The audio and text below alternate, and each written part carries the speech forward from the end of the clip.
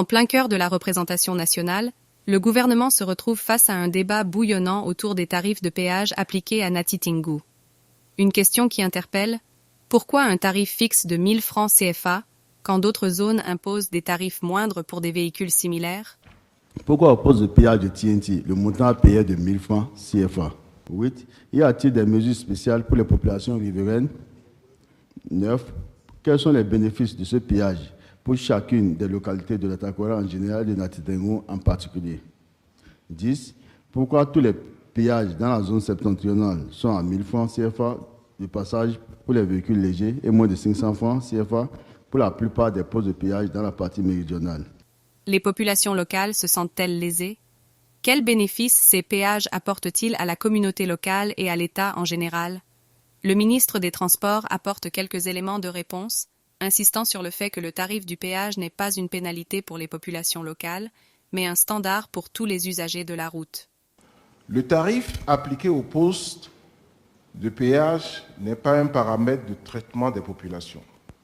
Les usagers d'une route nationale ou inter-État proviennent de plusieurs points du pays et de la sous-région.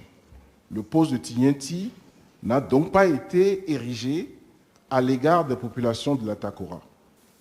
Tous les péages du septentrion ne sont pas à 1000 francs. À titre d'exemple, les postes de péage de Bio et de Liboussou appliquent un tarif de 500 francs pour les véhicules légers.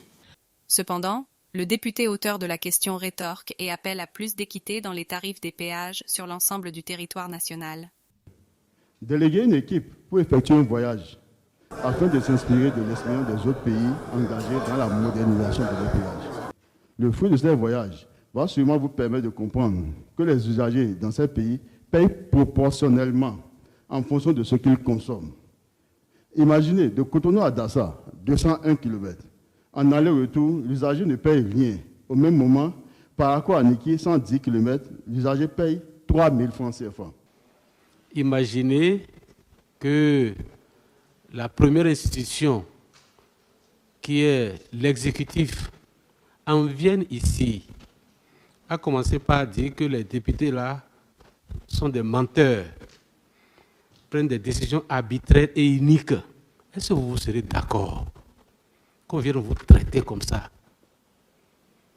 Je voudrais que vous vous mettiez à la place des autres, hein, qu'on essaye de voir comment s'adresser à son semblable, à son prochain.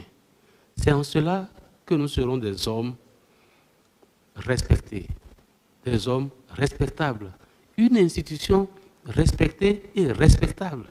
Un débat houleux qui mérite notre attention car il soulève des questions essentielles sur l'équité et la justice sociale. Quoi qu'il en soit, le dialogue se poursuit entre le gouvernement et les députés avec l'espoir d'un consensus pour le bien de tous les citoyens.